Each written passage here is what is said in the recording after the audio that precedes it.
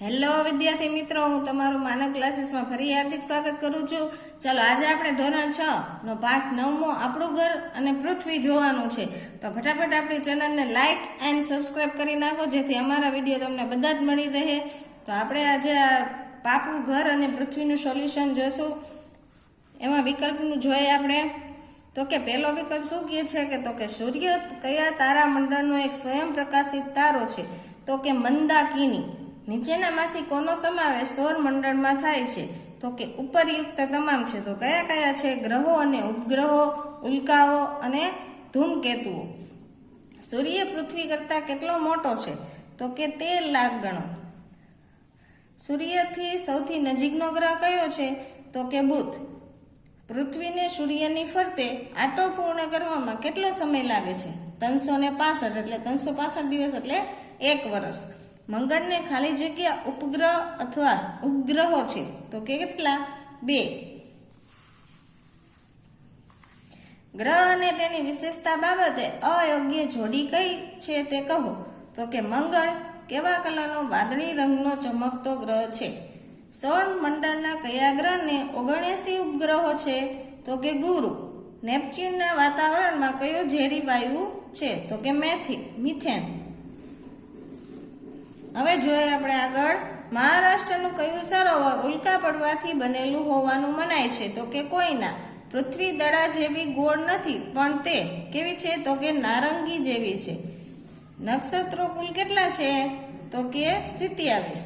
2 અક્ષાંશ વૃત્તો વચ્ચે વાસ્તવિક જમીન સપાટી પર આશરે કેટલું અંતર હોય છે? 111 કિમી હોય છે. 14મો વિકલ્પ જોઈએ આપણે. અક્ષાંશ અને રેખાંશ વિશે નીચે આપેલ વિધાનોમાંથી કયું વિધાન સાચું છે? તો કે સી. 0 અંશ રેખાંશ વૃત્તને આંતરરાષ્ટ્રીય દિનાંતર રેખા કહે છે અને તેને ઓળંગતા તારીખ વાર બદલાય છે. 0 અક્ષાંશ વૃત્ત કયા નામે ઓળખાય છે? તો કે વિષુવવૃત્ત નામે. વિષુવવૃત્તથી ઉત્તરે 23.5 અંશ અક્ષાંશ વૃત્ત એટલે ખાલી જગ્યા તો કે કર્કવૃત્ત. હાલની કઈ સિસ્ટમ દ્વારા કોઈ પણ સ્થળના અક્ષાંશ રેખાંશ સરળતાથી જાણી શકાય છે? તો કે જીપીએસ. આ પ્રશ્નમાં તમને પૂછી શકે તેથી યાદ રાખવું. આંતરરાષ્ટ્રીય દિનાંતર રેખાની માહિતી આપતા કયા વિધાનો યોગ્ય જણાય છે? તો કે ઉપરયુક્ત તમામ. આટલા બધા આવશે. 180 રેખાંશ વૃત્ત આ રેખા ઓળંગતા તારીખ અને વાર બદલાય છે અને પેસિફિક મહાસાગરમાંથી પસાર થાય છે અને વાકી ચૂકી છે. 19નો વિકલ્પ જોઈએ આપણે. હું મારી ધરી પર 23.5 અંશનો ખૂણો બનાવું છું. તો કે પૃથ્વી. 23.5 અંશ ઉત્તર અક્ષાંશ અને 66.5 અંશ ઉત્તર અક્ષાંશ વચ્ચે કયો કટિબંધ આવેલો છે? તો કે સમશીતોષ્ણ. પૃથ્વીની પરિભ્રમણની ઝડપ વિષુવવૃત્ત પર કેટલી છે? 1670 કિમી પ્રતિ કલાક છે. પૃથ્વી પોતાની ધરી પર કેટલા અંશનો ખૂણો બનાવે છે? તો કે 23.5 અંશનો. 21મી જૂને ખાલી જગ્યા પર સૂર્યના કિરણો બરાબર સીધા છે તો કે કર્કવૃત્ત. દક્ષિણયાન કઈ તારીખથી થાય છે? તો કે 22મી જૂનથી થાય. સૂર્યનો ક્રાંતિવૃત્ત વિષુવવૃત્તને વર્ષમાં કેટલી વાર છેદે છે? 2 વાર. કોના અંતરાયથી પૃથ્વી પર સૂર્યગ્રહણ જોવા મળે છે? તો કે ચંદ્રના.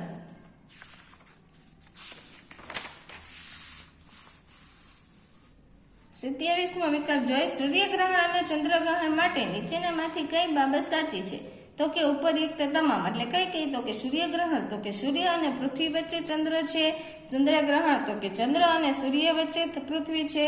અને સૂર્યગ્રહણ અમાસે અને ચંદ્રગ્રહણ પૂનમે થાય છે. આ બધા જ આવે છે ઓપ્શન. એટલે કે લખેલું છે ઉપરયુક્ત તમામ. હવે એ પાઠની ખાલી જગ્યા આપણે જોઈ. પહેલી ખાલી જગ્યા. આપણી પૃથ્વી એ ખાલી જગ્યા પરિવારની એક સભ્ય છે તો કે સૌર. પૃથ્વીના ગુરુત્વાકર્ષણ કરતા સૂર્યનું ગુરુત્વાકર્ષણ બળ ખાલી જગ્યા ઘણું વધારે છે તો કે 28. સૌર પરિવારમાં કુલ ખાલી જગ્યા ગ્રહો છે તો કે 8. પૃથ્વી પોતાની ધરી પર ખાલી જગ્યા કલાકમાં એક આંટો પૂરો કરે છે તો કે 24 કલાકમાં. વૈજ્ઞાનિકો ખાલી જગ્યા ગ્રહ ઉપર જીવસૃષ્ટિ વિકસાવવાનો પ્રયત્ન કરી રહ્યા છે. ક્યાં ઉપર? તો કે મંગળ. પૃથ્વીના અભ્યાસ માટે વપરાતો પૃથ્વીનો ગોળો પૃથ્વીની નાની ખાલી જગ્યા છે પ્રતિકૃતિ. ખાલી જગ્યા તારો હંમેશા આકાશમાં એક જ દિશામાં એક જ સ્થળે દેખાય છે તો કે ધ્રુવ. પૃથ્વીના ગોળા ઉપર આડી અને ઊભી કાલ્પનિક રેખાઓ છે. પૃથ્વી પરની આડી ઊભી રેખાઓ માત્ર ખાલી જગ્યામાં જોઈ શકાય તો કે નકશામાં જ જોઈ શકાય. અક્ષાંશ વૃત્તોની કુલ સંખ્યા ખાલી જગ્યા છે 181. રેખાંશ ખાલી જગ્યા પાસે એકબીજાને મળે છે તો કે ધ્રુવ. વિષુવવૃત્તથી દક્ષિણે ખાલી જગ્યા દક્ષિણે અક્ષાંશ રેખાંશને દક્ષિણ ધ્રુવ વૃત્ત કહે છે તો કે 60.5 અંશ. અને માથે મીંડું છે એને અંશ બોલવાનું. કર્કવૃત્ત અને મકરવૃત્ત વચ્ચેનો વૃત્તોને ખાલી જગ્યા કહે છે તો કે અયન વૃત્તો. ખાલી જગ્યાથી પૃથ્વીની પૂર્વ અને પશ્ચિમ એમ બે ભાગ પડે છે તો કે કેનાથી? ગ્રીનિચ રેખાથી. આ પણ પ્રશ્નમાં પૂછાય છે. 23.5 અંશ ઉત્તર અક્ષાંશ અને 23.5 અંશ દક્ષિણ અક્ષાંશ વચ્ચે ખાલી જગ્યા કટિબંધ આવેલો છે તો કયો? ઉષ્ણ કટિબંધ. પૃથ્વીને સૂર્યની ફરતે એક પરિભ્રમણ કરતા ખાલી જગ્યા દિવસ લાગે. આપણે એમસીક્યુમાં જોયું હતું જ 365 દિવસ. પૃથ્વી સૂર્યની આસપાસ ખાલી જગ્યા આકારની કક્ષામાં ફરે છે તો કે કઈ કક્ષામાં? લંબગોળ. દક્ષિણ ગોળાર્ધમાં ખાલી જગ્યાથી દિવસની લંબાઈ વધતી જાય છે 24 સપ્ટેમ્બરથી. દક્ષિણ ગોળાર્ધમાં ખાલી જગ્યા વર્ષનો લાંબામાં લાંબો દિવસ એટલે કયો દિવસ? તો કે 22 ડિસેમ્બર. સૂર્યગ્રહણ ખાલી જગ્યાએ થાય તો કે અમાસે થાય છે. ચંદ્રગ્રહણ ખાલી જગ્યાની રાતે થાય તો કે પૂનમે થાય છે. ચાલો નીચે તમને એના ખરા ખોટા આપેલા છે, તમે જોઈને કરી શકો છો.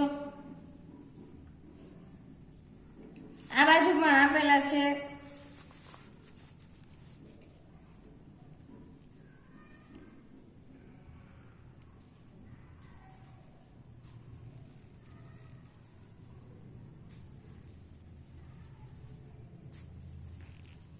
એની નીચે આપણે જોવાના છે 1-2 વાક્યના પ્રશ્ન, તો તમે જોઈ શકો છો. પહેલો પ્રશ્ન છે સૌર પરિવારમાં કોનો કોનો સમાવેશ થાય છે તો કે સૌર પરિવાર કે સૌર મંડળમાં ગ્રહો, ઉપગ્રહો, લઘુગ્રહો, ધૂમકેતુ અને ઉલ્કાઓનો સમાવેશ થાય છે.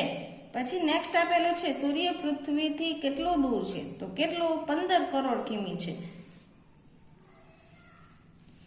સૂર્યપ્રકાશને પૃથ્વી પર પહોંચતા કેટલો સમય લાગે છે તો કે 8 મિનિટ જેટલો, 8.25 મિનિટ જેટલો લાગે છે. કયા ગ્રહો આંતરિક ગ્રહો તરીકે ઓળખાય તો કે બુધ, શુક્ર, પૃથ્વી અને મંગળ. એ બધા કેવા? આંતરિક ગ્રહો.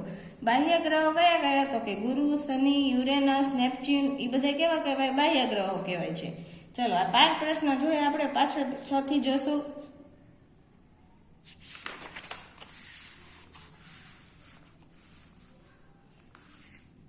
છઠ્ઠો પ્રશ્ન સૂર્યમંડળનો સૌથી ચમકતો ગ્રહ કયો છે તો કે શુક્ર. શનિ કયા 2 ગ્રહની વચ્ચે આવેલો છે તો કે ગુરુ અને યુરેનસની વચ્ચે. યુરેનસની શોધ કોણે અને ક્યારે કરી હતી તો કે વિલિયમ હર્શલ નામના ખગોળશાસ્ત્રી ઈસવીસન 1781માં કરી હતી. ઉલ્કા એટલે શું તો કે અવકાશમાં ફરતા પથ્થરના નાના ટુકડા અથવા ગ્રહોના નાના ભાગો. પૃથ્વીના આકાર વિશે ટૂંકમાં જણાવો તો કે પૃથ્વી નારંગી જેવી ગોળ છે. તે ધ્રુવ પ્રદેશો આગળથી જરા ચપટી અને વિષુવવૃત્ત આગળથી થોડી ફૂલેલી છે. આ ધ્રુવ વૃત્ત કરતા પૃથ્વીનો મધ્ય ભાગ મોટો છે. 11મો પ્રશ્ન ધ્રુવનો તારો કઈ દિશામાં જોવા મળે છે તો કે ઉત્તર દિશામાં. રેખાંશ કોને કહે છે તો કે પૃથ્વીના ગોળા ઉપર દોરેલી ઊભી કલ્પિત રેખાઓને રેખાંશ કહે છે. આગળ તમે આપણે 13મો પ્રશ્ન જોઈએ તો કે રેખાંશ વૃત્ત કેટલા છે તો કેટલા છે? 360. અયન એટલે શું તો કે વિષુવવૃત્તની ઉત્તરમાં કર્કવૃત્ત સુધી અને દક્ષિણમાં મકરવૃત્ત સુધી દેખાતી સૂર્યની ગતિને અયન કહે છે. ગ્રીનિચ શહેર કયા દેશમાં આવેલો તો કે ઇંગ્લેન્ડમાં આવેલો છે. 180 રેખાંશ વૃત્ત કયા નામે ઓળખાય છે તો કે આંતરરાષ્ટ્રીય દિનાંતર રેખાના નામે. પૃથ્વીની ગતિઓ કેટલી છે? કઈ કઈ? 2 છે તો કે પહેલી કઈ? પરિભ્રમણ અને બીજી પરિક્રમણ. કક્ષા એટલે શું તો કે અવકાશમાં પૃથ્વીને સૂર્યની આસપાસ ચક્કર લગાવવાનો એક કાલ્પનિક માર્ગ નક્કી થયેલો છે તેને કક્ષા કહે છે.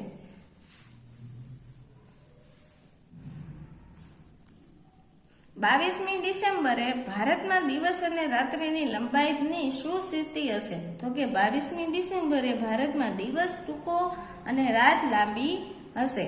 21મી માર્ચ અને 23મી સપ્ટેમ્બરની વિશેષતા શું છે? તો કે 21મી માર્ચ અને 23મી સપ્ટેમ્બરે દિવસ અને સતનો સમયગાળો, રાતનો સમયગાળો સમાન છે. 24મી જાન્યુઆરી મકર સંક્રાંતિ શા માટે કહેવાય છે? તો કે 24મી જાન્યુઆરી સૂર્ય મકર રાશિમાં પ્રવેશ કરે છે, માટે 14મી જાન્યુઆરી મકર સંક્રાંતિ કહેવાય છે. આ 16 થી 21 પ્રશ્ન છે, બધા મોસ્ટ આઈએમપી છે. એમાંથી કોઈ તમારે પરીક્ષામાં હશે ને હશે, જેથી ફરજિયાતી સરખા પાકા કરી લેજો, જેથી તમને આવડી જાય.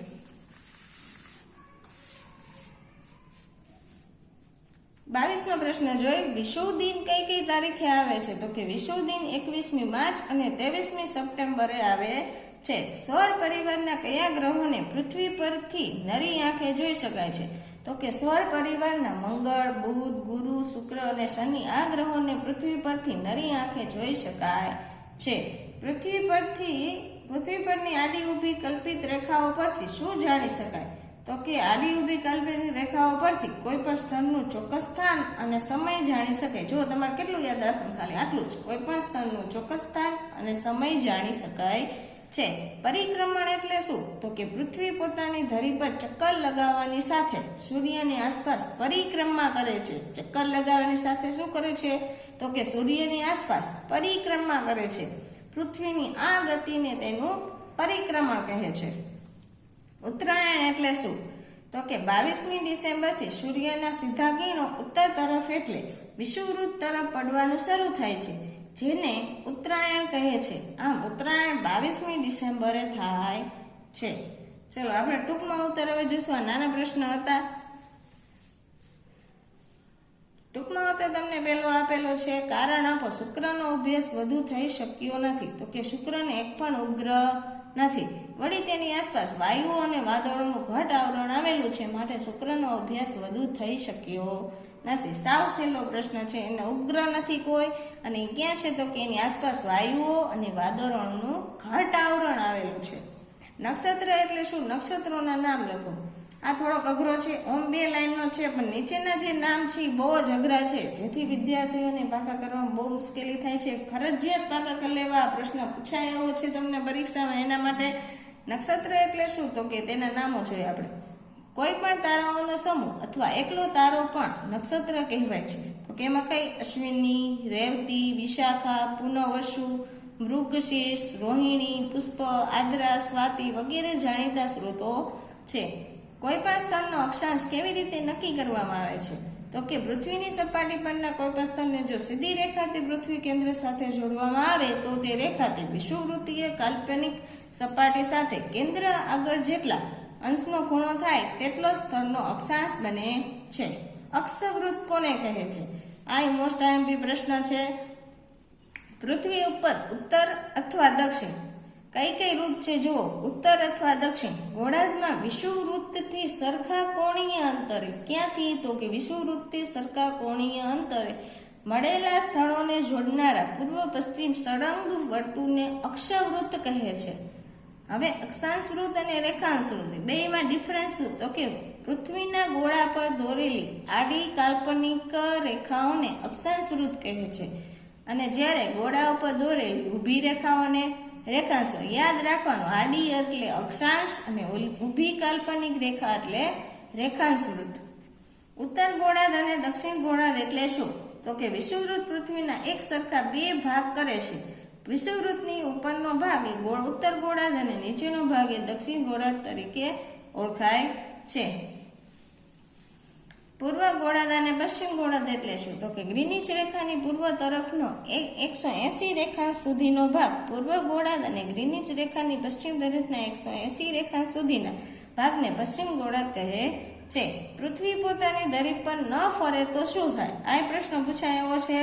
પૃથ્વી પોતાની ધરી પર ન ફરે તો દિવસ રાત ન થાય.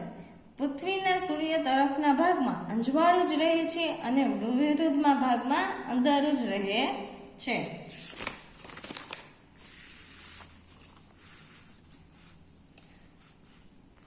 નવમો પ્રશ્ન, ગ્રહણ કોને કહે છે?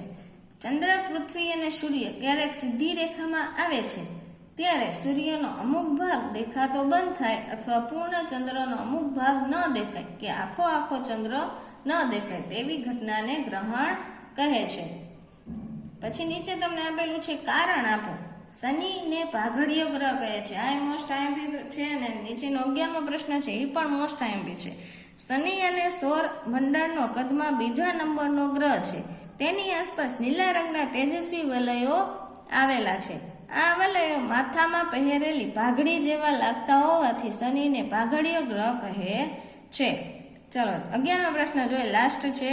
પૃથ્વીના ગોળા વિશે જણાવો. તો કે પૃથ્વીનો ગોળો એ પૃથ્વીની નાની પ્રતિકૃતિ છે. કેવી છે પ્રતિકૃતિ? જો આ યાદ રાખવું, ખાલી જગ્યામાં પણ પૂછી શકે તમને અને ખરા ખોટામાં પણ. પૃથ્વીનો અભ્યાસ કરવા પૃથ્વીના ગોળાનો સાધન તરીકે ઉપયોગ કરવામાં આવે છે. તેની ઉપર દુનિયાનો નકશો દોરેલો હોય છે. તેમાં ભૂમિખંડો, મહાસાગરો તથા મહત્વના વૃત્તોના નામ લખેલા હોય છે. પૃથ્વીના ગોળા પર દુનિયાના દેશો પણ દર્શાવેલા છે. આ હતા ટૂંકમાં ઉત્તર. હવે તમને નીચે મુદ્દાસર આપેલા છે તે હું તમને જે પૂછાય છે તે વાત કહી દઉં. જો પહેલો પ્રશ્ન છે તમને, ફેબ્રુઆરી માસમાં ક્યારે 29 દિવસ? એ તો કેટલાયને ખબર જ હોય, આપણે લીપ યર્સ આવે ત્યારે જો એ બધું સમજાવેલું છે. 63-65 દિવસ અને 6 કલાક, પરંતુ 6 કલાકની ગણતરી કરવાનું અગવડ ભરેલું હોવાથી તે વર્ષને 365 દિવસ વર્ષ પૂરું કરીએ છીએ અને બાકી બચેલા 6 કલાક દર 4 વર્ષે ફેબ્રુઆરીમાં કેટલા? તો કે 28 કે બદલે 29 દિવસ ગણે છે. 6 કલાકની પછી ગણતરી 4 વર્ષે ગણવામાં આવે એટલે કે 29 દિવસ હોય છે ત્યારે. પછી નીચે આપેલો પ્રશ્ન બીજો છે ને, આંતરરાષ્ટ્રીય દિનાંતર રેખા વાકી ચૂકી મોસ્ટ આઈએમપી છે. એની નીચે સૂર્યમંડળ છે એ પણ મોસ્ટ આઈએમપી છે. તમે જોઈ શકો અને આમાંથી વાંચી શકો છો.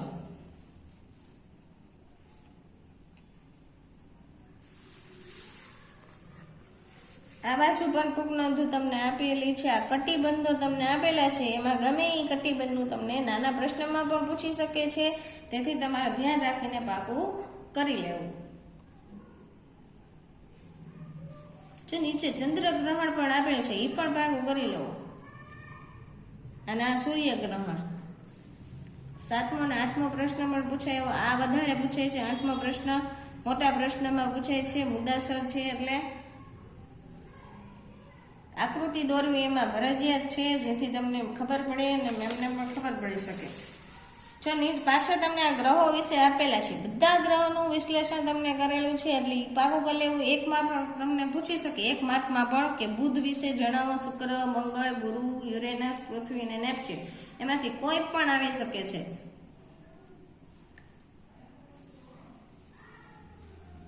ચલો નીચે ધ્રુવનો તારો છે.